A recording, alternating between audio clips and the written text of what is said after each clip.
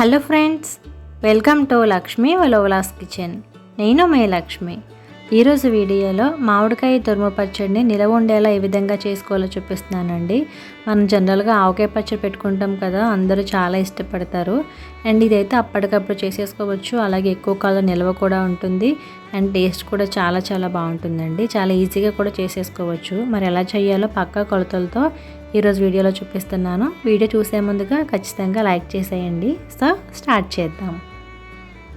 మామిడికాయ తురుము పచ్చడి కోసం నేను ఇక్కడ 5 మామిడికాయలు తీసుకున్నానండి. ఇవి సుమారుగా 1 కిలో ఉంటాయి. సో మన మామిడికాయలు తీసుకునేటప్పుడే అవి కొంచెం కూడా మెత్తగా లేకుండా గట్టిగా ఉండాలండి. అలా గట్టిగా ఉన్న కాయలే పచ్చడికి పనికొస్తాయి అన్నమాట. సో అవి తీసుకున్న తర్వాత మనం శుభ్రంగా కడిగి ఎక్కడ కూడా తడి లేకుండా క్లాత్తో తుడుచుకుని పక్కన రెడీగా పెట్టుకోవాలి. ఈ మామిడికాయలు మనం కొంచెం పుల్లగా ఉండేవి తీసుకుంటే కనుక టేస్ట్ చాలా బాగుంటుందండి. సో ఇప్పుడు ఈ మామిడికాయల పైనుండి తొక్క అంతా కూడా మనం రిమూవ్ చేసేసుకోవాలి. తురుము పచ్చడి చేసుకోవడం కోసం మనం మామిడికాయ తొక్క అనేది ఉంచుకోకూడదండి. సో ఎందుకంటే పచ్చడి నిల్వ ఉండాలి కాబట్టి. ఆవకాయకైతే మనం తొక్కలతోనే కోసుకుంటాము. ఇదే విధంగా అన్ని మామిడికాయలకి కూడా పైన తొక్క అంతా కూడా రిమూవ్ చేసేసుకొని రెడీగా ఒక ప్లేట్లో పెట్టి ఉంచుకోవాలి. ఇలా మన అన్ని మామిడికాయలకి కూడా తొక్కలు తీసుకుని రెడీగా ఉంచుకున్నాం కదండి. ఇప్పుడు వీటిని తురుముకోవాలన్నమాట. మనం తురుముకోవడం కోసం గ్రేటర్ తీసుకుని క్యారెట్ గ్రేట్ చేసుకునేది ఉంటుంది కదా, నేను ఇక్కడ పెద్ద హోల్స్తో ఉన్నది చేసుకుంటున్నానండి. మీకు ఇంకా కొంచెం చిన్న హోల్స్ కావాలంటే అది కూడా చేసుకోవచ్చు. కానీ పెద్ద హోల్స్తో ఉన్నది అయితేనే పచ్చడి చూడడానికి అందంగా ఉంటుంది, తినేటప్పుడు కూడా నోటికి తగులుతూ బాగుంటుంది. నేనైతే పెద్ద హోల్స్తో ఉన్న దగ్గరే మామిడికాయని తురుముకుంటున్నాను. మామిడికాయలు తీసుకునేటప్పుడు మరీ లేతవి కాకుండా లోపల టెంక కట్టిన కాయ అయితే కనుక పచ్చడి ఎక్కువ కాలం పాటు మనకు నిల్వ ఉంటుందండి. సో అంతా కూడా తురుముకొని లోపల టెంక ఏదైతే ఉంటుందో దాన్ని మనం పక్కన పెట్టేసుకోవాలి. ఒక మామిడికాయకి నాకు ఎంత మామిడి తురుము వచ్చిందండి.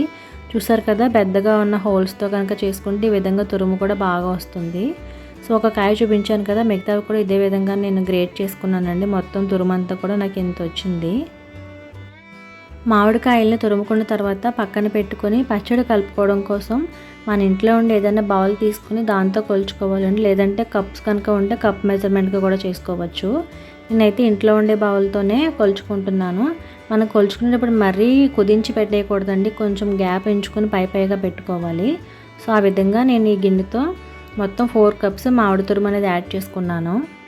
ఇలాంటి కప్తో కనుక మనకి సరిగా కొలత తెలియదు అనుకుంటే కనుక మెజరింగ్ కప్స్ ఉంటాయి కదా, అవి కూడా యూజ్ చేసుకోవచ్చు. లేదంటే గ్లాసులు కూడా వాడుకోవచ్చు.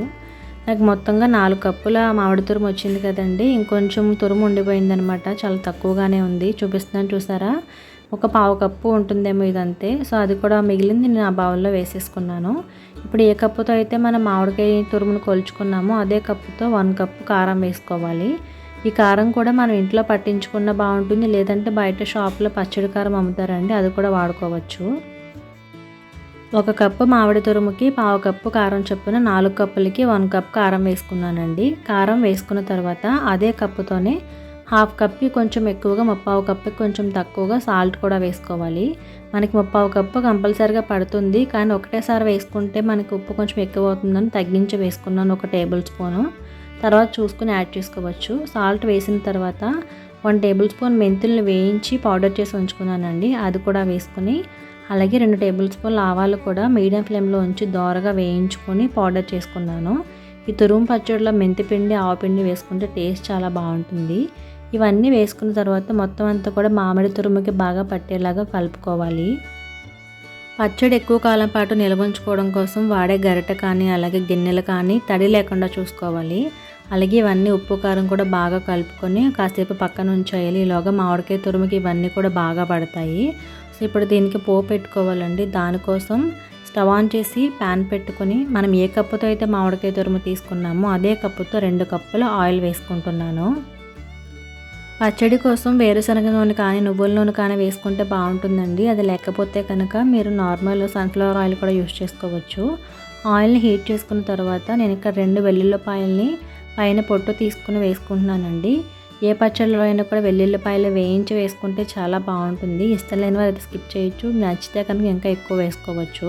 సో మీడియం ఫ్లేమ్లో ఉంచుకొని వెల్లుల్లిపాయలు దోరగా వేయించుకోవాలి. అలాగే 1 టీ స్పూన్ ఆవాలు, వాటితో పాటుగా 1 టీ స్పూన్ జీలకర్ర కూడా వేసుకుని 3 నుంచి 4 ఎండుమిర్చి కూడా చిన్న ముక్కల్లా కట్ చేసి వేసుకున్నాను. ఇప్పుడు ఫైనల్గా ఒక 2 రెమ్మల కరివేపాకు కూడా వేసుకుని ఈ పోపుని మీడియం ఫ్లేమ్లో ఉంచి బాగా వేయించుకోవాలండి. నేను ఇక్కడ వేరుశనగ యూస్ చేస్తున్నాను. అది కొంచెం నురగలాగా వచ్చి ఆయిల్ పొంగుతుంది. అందుకోసం మనం మీడియం ఫ్లేమ్లో ఉంచుకొని వేయించుకుంటే కనుక పైకి పొంగిపోకుండా ఉంటుంది. సో వెల్లుల్లిపాయలు కొంచెం కలర్ మారేంత వరకు వేయించుకుంటే సరిపోతుందండి. మరీ ఎక్కువగా వేయించుకుంటే ఆయిల్ వేడిగా ఉంటుంది కాబట్టి ఇంకా నల్లగా అయిపోతాయి. సో స్టవ్ ఆఫ్ చేసుకున్న తర్వాత ఆయిల్ని బాగా చల్లార్చుకోవాలి. అస్సలు వేడి అనేది ఉండకూడదు.